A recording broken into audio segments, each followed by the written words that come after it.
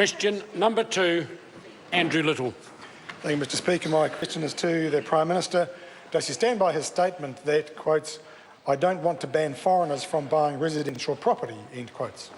Speaker. The Right Honourable Prime Minister. Mr Speaker, I stand by my full statement, which went on to say I don't think there's actually good public policy that works, and around New Zealand there would be a whole lot of people who'd say I don't want to stop an Australian buying a house in Queenstown or an American buying a place in the Bay of Islands, or actually people buying a house in Wellington.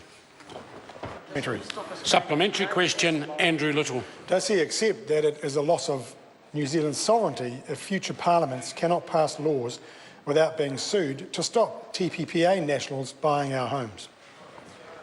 The Right Honourable Prime Minister. Mr Speaker, no, I don't believe that's the case, because in fact the Labor Party not only supported but actually helped with negotiations of FTAs for which they were a party which does exactly that. Supplementary. Order. Why don't you stand up? Order. Order. The Leader of the Opposition is standing to ask a supplementary question, but the level of interjection coming from his own colleagues is unacceptable. Andrew Little. Andrew Little, supplementary question.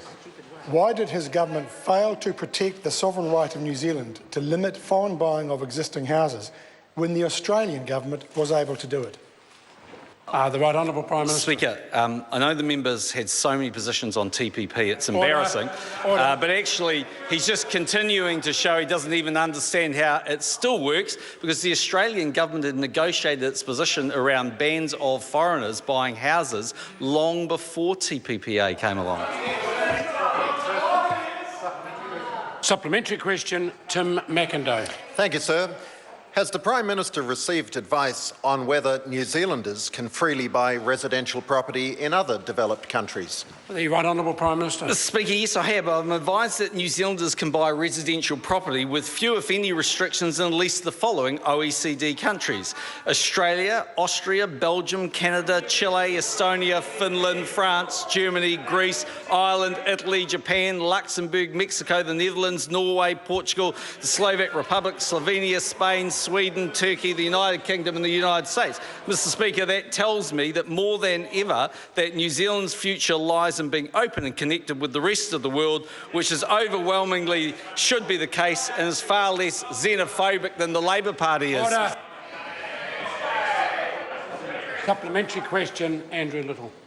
What advice has he received from the Trade Minister on our efforts to carve out protection for the right of New Zealand to limit foreigners buying existing homes, as Australia has done, as Malaysia has done and as Singapore has done?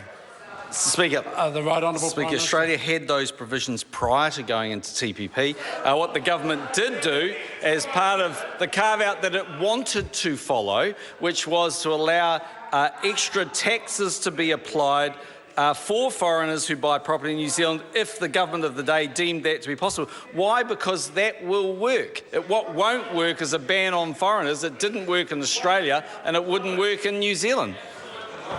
Doesn't stand up for New Zealand. Supplementary question, Andrew Little. When Tim Grosser described the deal as having dead rats, did he mean the meagre increase in access for dairy exports over an extended period of time, higher costs for medicines and the loss of sovereignty over who owns our land? Why won't you stand up? Mr Speaker, The Right Honourable Prime Minister. Mr Speaker, what Tim Grosser was meaning when he very successfully on behalf of New Zealand, I personally want to congratulate him, negotiated TPP, was that he was going to give this country access to 40% of the global economy with 93% tariff-free, Mr Speaker. But Mr Speaker, I look at this quote, Mr Speaker, and I hear these words ringing in my ears. What always haunts a Prime Minister is, will there be a series of trade blocs developed that you are not part of? Because that is unthinkable for New Zealand as an export-orientated, small trading economy. Once again, I agree with Helen Clark, just like I did in New York a few days ago.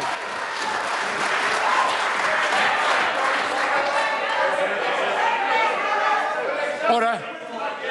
Order. Supplementary question, Tim McIndoe. Thank you, sir. Further question to the Prime Minister. How would a ban on foreigners buying residential property sit within New Zealand's network of trade agreements?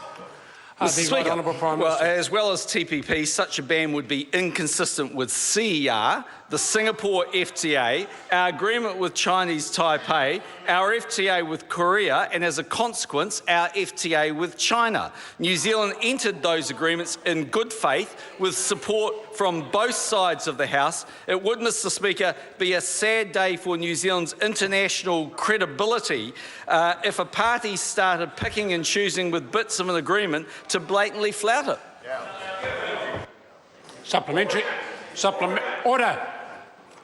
Supplementary question, Andrew Little. In light of that answer, why has his government introduced, in fact passed, legislation requiring foreign buyers to register with IRD and have a New Zealand bank account? The Right Honourable Prime Minister. Mr. Speaker, because government's interested in getting more information on foreigners and happy for them to pay taxes, which is exactly the very point that we negotiated in TPP. Supplementary question, Andrew Little. Why does the TPPA compel Pharmac to reveal its negotiating strategy to drug companies when his own government itself said it would be insanity for a party to negotiate or to give away its negotiation strategy to the other side?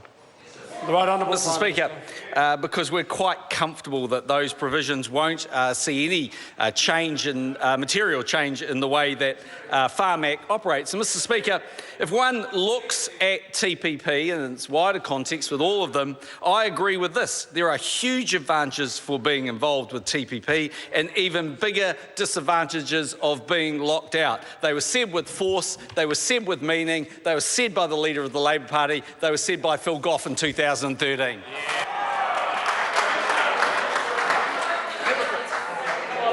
Order. Order. Question number 3.